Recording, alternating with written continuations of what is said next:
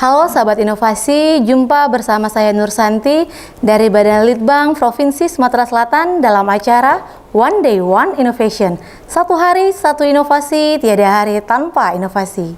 Pemirsa, saat ini inovasi menjadi sebuah keharusan. Dunia terus berubah, maka kita harus adaptif dan inovatif. Untuk menginspirasi, kami hadir dengan para inovator hebat dengan inovasi-inovasinya dalam acara One Day One Innovation.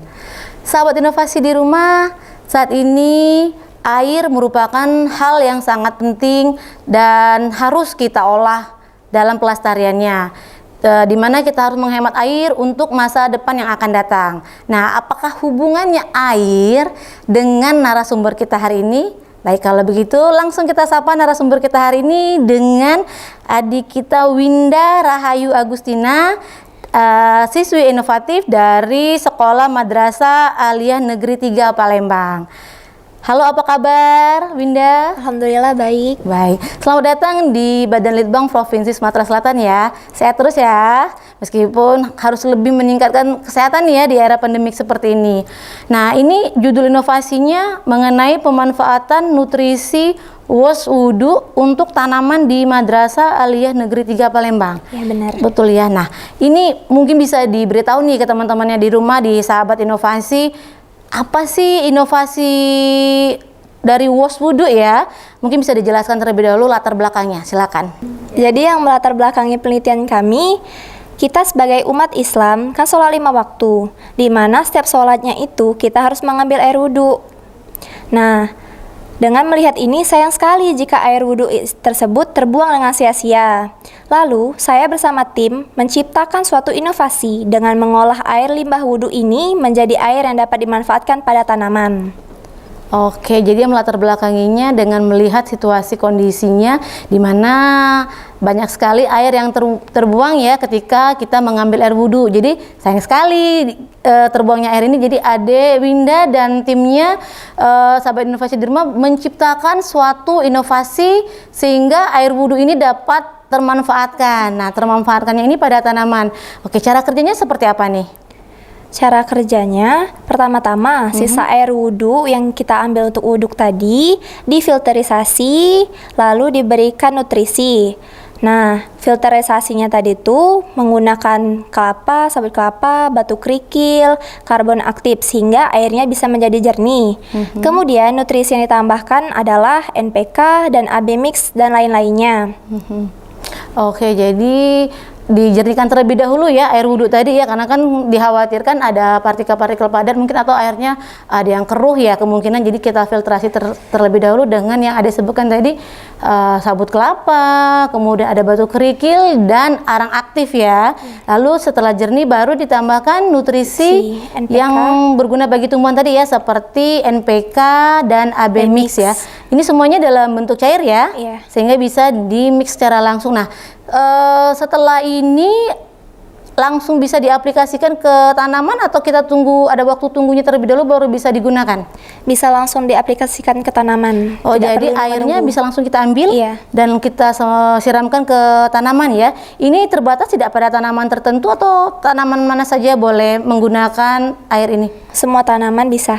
Jadi semua tanaman bisa. Nah, ini kan semua tanaman bisa dan tidak terbatas pada jenis tanaman, suatu tanaman tertentu. Keunggulannya apa nih bagi tanaman itu sendiri jika menggunakan air biasa dengan air yang sudah dimodifikasi dengan inovasi Dek Winda ini?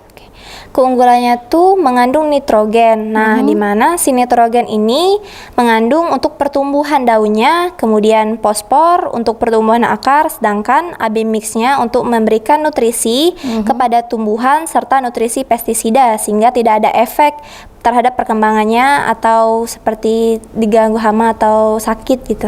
Oke, sahabat inovasi di rumah, ini sangat luar biasa sekali ya inovasi dari adik kita Winda ini, karena sebenarnya ini cukup suatu hal kecil ya dengan melihat begitu banyaknya air wudhu yang terbuang. Jadi tidak hanya kita dalam inovasi ini bisa menyuburkan tanaman, tetapi kita juga bisa mengurangi pembuangan air wudhu secara percuma tentunya ya. Tentunya kan di mana air ini suatu hal penting untuk generasi kita selanjutnya. Baik sekali ini adik adik kita Winda ini.